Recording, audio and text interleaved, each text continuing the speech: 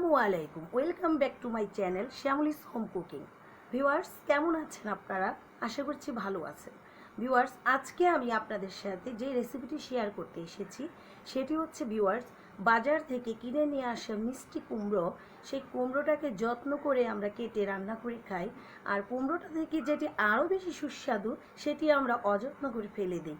তাই আজকে এই অযত্ন জিনিসের অসাধারণ সুস্বাদু রেসিপি নিয়ে এসেছি আমি, কুমড়োর খোসার ঘন্টা বা ভর্তা, যেটি বলে আপনারা সম্বোধন করেন।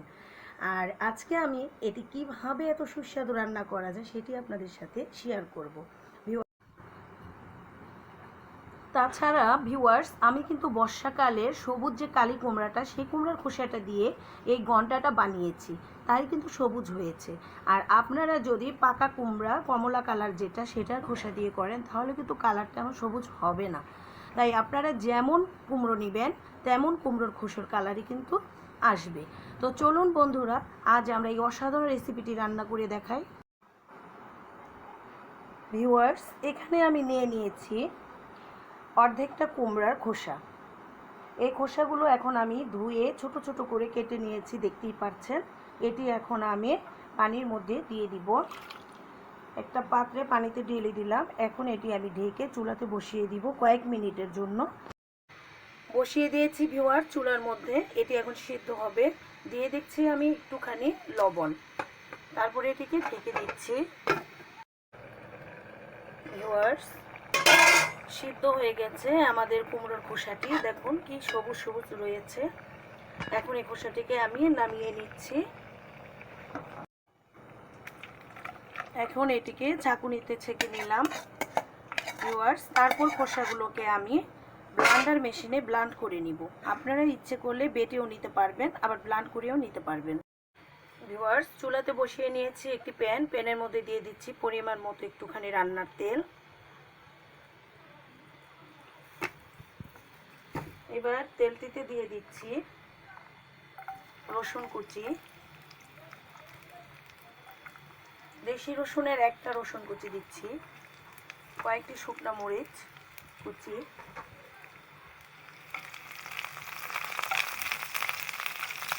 এটাকে একটু নেড়ে নিচ্ছি ভিউয়ার্স।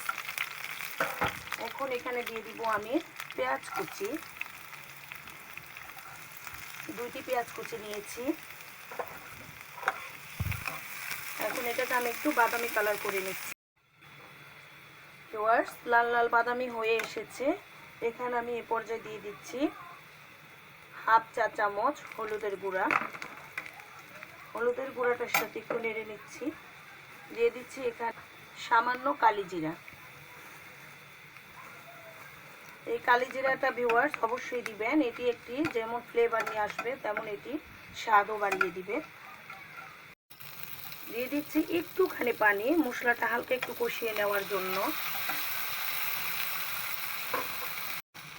এই পর্যায়ে ভিউয়ার্স এখন আমি একটুখানি লবণ দিব, কারণ আমি কিন্তু কুমড়োর খোসাটা যখন সিদ্ধ করেছিলাম তখন কিন্তু আমি লবণ দিয়ে নিয়েছি, এটা কিন্তু মনে রাখতে হবে। তারপর দিয়ে দিচ্ছি আমার ব্লেন্ডার মেশিনে ব্লেন্ডার করে নেওয়া এই যে কুমড়োর খোসাগুলো, দেখুন কতটা সবুজ হয়েছে। এটি আপনারা বেটে নিলে আরও একটু ঘন হবে, বা ব্লেন্ডারেও আরও একটু ঘন করা যাবে। আমি একটু পানি দিয়ে পাতলা করে নিয়েছি। এখন এটিকে আমি মিলিয়ে মিশিয়ে নেব ভিউয়ার্স। ভিডিওটি পুরো না টেনে শেষ পর্যন্ত দেখুন, কারণ এটি সাধারণ উপকরণে হলেও আসলে রেসিপিটি হবে অসাধারণ। ভিউয়ার্স, কিছুটা সময় এভাবে নেড়ে নেড়ে ভেজে ভেজে হতে হতে কিন্তু দেখুন পানিটি শুকিয়ে গেছে। শুকিয়ে এটি কিন্তু এখন একটা ভর্তা ভর্তা স্টাইল হয়েছে। আবার ঘন্টা যদি বলতে চান তাহলে কুমড়োর খোসার ঘন্টাও কিন্তু হয়েছে। এখন এখানে আমি দিয়ে দিব মরিচ কুচি করে রাখা মরিচ কুচি, এটার সাথে এখন মিলিয়ে মিশিয়ে নিচ্ছি। ভাজা ভাজা হয়ে গেছে ভিউয়ার্স, আমি এখন এটিকে নামিয়ে নিব। আর তার আগে বলুন ভিউয়ার্স, রেসিপিটি কেমন লাগলো। যদি ভালো লেগে থাকে ভিউয়ার্স, আমার রেসিপিটিতে একটি লাইক দিন, আর বাড়িতে বসে রেসিপিটি করে আপনারা নিজেরাও খেয়ে দেখুন।